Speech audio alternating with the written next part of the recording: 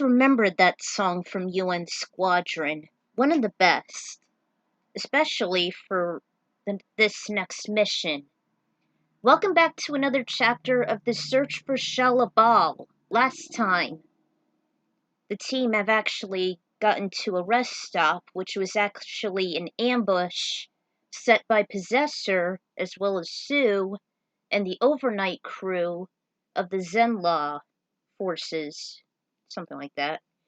Anyway, Norrin and Terry have actually investigated the place, and it turns out the Possessor was behind all that, and Johnny was anxious to rescue his sister, so he took the forefront while Reed and Ben were holding Sue off, as well as the overnight crew outside.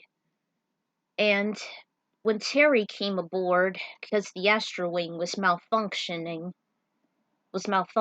thanks to Possessor's powerful telekinesis, she actually retreated to the mothership and asked Ben to get a giant mirror, which actually broke off the possession that Possessor had over Sue. Can't believe it. He used to be like a librarian. With all that knowledge, he just literally went insane. Never liked that level either. One of the most notorious. And so, Reed actually scolded Johnny and the team for their efforts, which isn't fair, and he was a constant visual over Sue. I hope she would come around shortly, which she will. So, Chapter 5. A few hours have passed, and Reed woke up when Sue squeezed his hand. She opened her eyes, and he kissed her forehead as he said, "I knew you'd come back." Outside the room, Terry mumbled as she opened the door that she's going to look, whether or not Sue is still comatose. She was just sitting up when Terry entered slowly. Then she cried, "Sue! You're awake! Guys, come here and look at this!" Sue grinned as Terry knelt by her bed and apologized for what transpired. Johnny entered first in glee and said, "It's about time you came back to Earth." "We're not actually on Earth yet." Then Ben, Norrin, Trake, and Finian came and greeted her. "It's about time you awoke. Man, I was worried," Finian stated as he hugged her. Then Terry asked if she remembered anything. Sue only recalled the dark matter entering her, seeing the horrible red eyes, then losing consciousness after she met Possessor. No matter what happened, they were all grateful that Sue's back in the game. The mothership came to a planet that was gray and, according to Finian, polluted. I couldn't come up with a name for that. Sorry, guys. It was so infertile and the air was like toxic. It contained methane, carbon monoxide, and sulfur. Reed suggested that everyone should go together, even the ship. He'll take the Fantastic Car while Terry and Norrin will follow. They did after they entered the heavy, thick atmosphere. It was identified as Skulros. It did have a name for that. Everywhere they looked, they saw machine guns shooting at them. The mothership, too, was attacking. It was like a war zone. Then, after what seems like forever, they came to a fortress that was so high, the tower went through the gas clouds. The analysis showed that 78% of the inhabitants are just machines and weaponry. Norrin's board, the Astro Wing, and the Fantastic Car landed while Finian and the others kept the tower clear from enemy assault. The code was encrypted and had to be entered in order for the doors to open.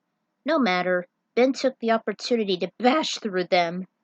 The team entered and he became curious as to what the fortress would bring, since there weren't many human-like inhabitants. The answer came when they heard a clang behind them. They were trapped as a huge wall from the ground shut them in. As they trailed on, swords and arrows shot out from the walls. They hesitated, but Sue made a protective energy field to deflect them. "See, you couldn't have survived without me. Besides, I can go under the radar if it has any." "Yeah, and I can feel what's coming." Suddenly they heard a roar and a wall of fire came toward them. The Storm siblings took guard as they tried to keep it back. Then he said he can take the heat by himself as he persuaded them to move. They ran just as Sue was trapped in a net from the floor. It was heading up through the ceiling just as Reed stretched to get her free, but because of the incoming firewall, he let it loose. They ran and tripped as they saw fire hoses coming from the walls. "This place must be booby-trapped," They continued and jumped through an opening which immediately closed as everyone except Johnny and Norrin made it through. Out of breath, they looked around, where they found gold and jewels. In the center, there was an opening through the ceiling where Sue was captured, and a green gargoyle descended from a motorized high chair. Outside, Fanan and Drake were pointing out orders at the day crew, who were shooting the fortress. Unfortunately, it was protected by an energy field. The mothership overhead tried shooting from above, but with no luck. "There has to be a way to disable the force field somehow." Back trapped inside, the gargoyle called himself Emperor and wouldn't let go of their friend at any costs. They took turns attacking. Terry went first with her telekinesis, but he deflected it and sent her flying back. Ben charged at him, and he did the same. Reed attempted to rescue Sue, but he became severely electrocuted. Emperor stood over him, and just as he was about to finish him, Norrin materialized from outside the trapdoor and caught his arm. "You sly devil!" Then he was pushed back, and the net fell to the floor. It opened and Sue came out to help Reed. The others stood up, and he said the controls need to be altered to disable the traps. Ben came right to it as he played around with the buttons and levers. Finally, the force field disintegrated and the firewall shut down. The mothership was destroying the tower, and it started to collapse. The trap door opened, and the team escaped. They saw 3 tunnels leading out. Reed and Sue took the left tunnel. Ben and Johnny went straight, and Norrin carried Terry through the right. Everywhere the fortress closed in on them, and Fanan ordered the cavalry to fall back as they watched the fortress come down in a heap. Terry and Norrin quickly came to them. When the smoke cleared, Terry and Fanan frantically looked for the others. She kept calling their names as the ruined fortress was still dropping. They saw a hand coming through the rubble. Then Reed came out, and they removed it to save Sue. Sue stepped out from the heavy debris.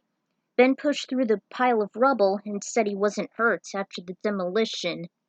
Next, they pitched in to remove the mess and found Johnny lifeless. In shock, they pulled him out, and Terry volunteered to use mouth-to-mouth resuscitation.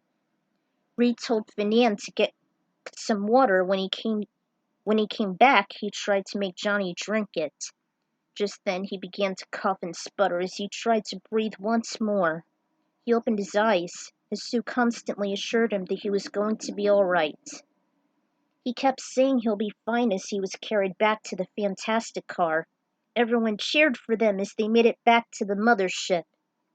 Meanwhile, Drake looked at the scanners and found no trace of Emperor or Shalla-Bal. Norrin became depressed as he slowly walked away with a knot in his throat. Terry assured him that she will be found, but he didn't budge. The ship left the Great Planet as they wound up back where they started. Actually, the Emperor is known as Kylor, but in the game he's just called Emperor, which is weird because he's actually the governor of the Skulros. I don't know much about him, it's just from the game and I looked it up. Again, I tried to make the chapters similar to the planet in the game. Unfortunately, Shalla-Bal hasn't been found, which means she could only be at the worst place in the galaxy. Mephisto's turf. Ugh. This is gonna be hell, guys. I've always hated that horrid place all the same. It'll be featured in the next chapter, so sit tight. Ugh. I hate doing this. It's gonna be a very complicated and long chapter, I'll tell you that. So, I'll see you guys next time. Oy.